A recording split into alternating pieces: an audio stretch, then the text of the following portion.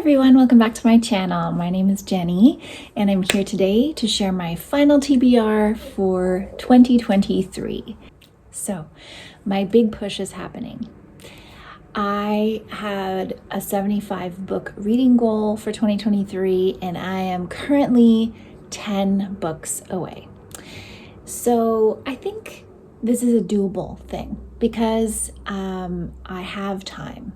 In case you haven't been watching any of my vlogs, I'll just let you know that I was previously working at a museum part-time and I've decided to become an artist full-time. And what that means is that I have a lot of more time. I have more control over my schedule. So I finished my museum job on the 10th of November. And now I have more time to schedule in reading throughout the week. So I think I'm going to be able to schedule in enough time to hit my reading goal.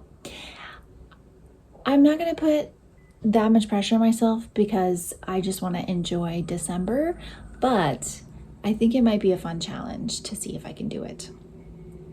I'm also currently contemplating doing Vlogmas, which is kind of funny for me because I did Vlogmas in 2019. I worked really hard to produce those videos and I didn't feel at the time that it really paid off, and I'm not sure how I expected it to pay off, but it didn't feel like it paid off. So I don't know, I might do this. I might tie Vlogmas into this challenge. I might just go for it and see what happens. If you'd be interested in seeing a Vlogmas from me, let me know below.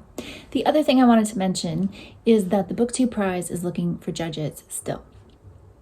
I believe that the deadline to sign up is the end of December. Please consider joining us to read books for the BookTube Prize. I think it is a really fun way to participate in the bookish community. You don't have to have a channel. You don't have to post anywhere on social media about books. You only need to be able to get access to these books, to read them, and to fill out the rankings by the deadline. That's all you really need to do. So I'm going to put the link to the BookTube Prize channel below, and I guess the sign up video I'll link as well. And so go have a look, consider joining us. It's really fun. You don't have to do every round. The most important round that we need the most people for is the first round. Think about it, consider it, will you? Okay. All right, so the first 3 books I'm going to share are like my main 3 that are definitely high on the priority list for December. Oh, sorry, 4 books. The first one I've already started. The Shipping News by Annie Proulx. This is a real life book club pick for the museum I used to work at's book club, and I've wanted to read this for a long time. I purchased this copy and have had it on my shelf for a few years, so I wanted to join in. This is my first Annie Proulx. I Am Here. And this follows Coyle, who is newly moved back to Newfoundland to work at a small local newspaper after the tragic death of his wife. He has 2 children and he's also there with his aunt, and they move back to their ancestral lands. They were from Newfoundland originally, their family, but have never been there and grew up in the US.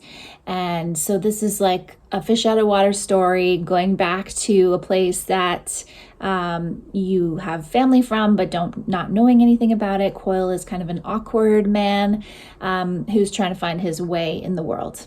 And so that's what this one is about. This one has to be read by December 14th. So I've already started it now. Okay, the final book in my 5-star predictions list for 2023 is Hild by Nicola Griffith. This was a big book TBR. So all the books that I chose for this TBR were over 500 pages. This one is just a bit over 540 pages or something like that. This is a story set in the 7th century Britain following Hilda of Whitby, who was an advisor to the king and during a very tumultuous time in British history. So this is her childhood kind of coming of age. And then Nicola Griffith has also written a sequel to this, and it was just released this year in October. So I will definitely read the second one if I enjoy the first one. I've had this on my TBR for such a long time, and I'm very excited to finally get to it and to finish off my 5-star predictions big book list for 2023. And then my final book in my Reading Across Canada series is going to be The Wolves of Winter by Tyrell Johnson. This was a switch. This is my Yukon read. Originally, I was going to read another book set in the Yukon, but I decided to switch to this one. It just felt more appealing to me. It also fits in with the prompt for the Reading Across Canada challenge, because I believe the challenge for Yukon was to read a book set in winter. So that seemed to fit very well. This is a post-apocalyptic story, a dystopian future world, and a young woman is living with her family. It's the collapse of society in the face of nuclear war and disease 7 years ago. So the terrible thing has already happened. She's living in the Yukon with her family. They've learned to survive off the land, and an outsider arrives and shakes things up. And so it sounds, really compelling and a story that will move fast. And this was written, the author is not from the Yukon. He was originally from Bellingham, Washington, now lives in Kelowna, British Columbia. So, still a kind of West Coast author, but just not as far north as the Yukon. And then my special Christmas read, which I try to do at least one of every year. I think I'm reading 2 books this December around, holiday Christmas theme. This is One More for Christmas by Sarah Morgan. So last year I read The Christmas Sisters, I think, by Sarah Morgan, and I really enjoyed it. I'm very, very fussy about romance or contemporary women's fiction. Sarah Morgan seems to have the perfect balance for me between, contemporary women's issues and romance, but not too much. It's just a beautiful, beautiful balance. She's able to bring in, kind of serious, emotional and topics into her characters' lives. They have very real conversations that feel very authentic, but they also are a little bit light. There's a little bit of, festive holiday. This is also, I believe, set in Scotland, so as was the other one. So I love reading about, a place I've never been and always wanted to go to. So I really enjoyed her Christmas novel last year, and so I'm giving this one a try this year. This follows 2 sisters, Samantha and Ella, who have made their Christmases very special, time for them to be together, the 2 sisters, because when they were children, they didn't have that really warm, happy time at Christmas. And out of the blue, their estranged mother phones them and says, I really want to get together with you for Christmas. It's going to be different, all these things. And so the sisters reluctantly agree to allow her to come. And there's a reconciliation that happens over this period of time. So I'm not even sure where the romance falls into this, but I know that it probably won't be a very front heavy novel, and I love it that way. That's the sweet spot for me. So that is that one. The other Christmassy novel that I will be reading is Small Things Like These by Keegan.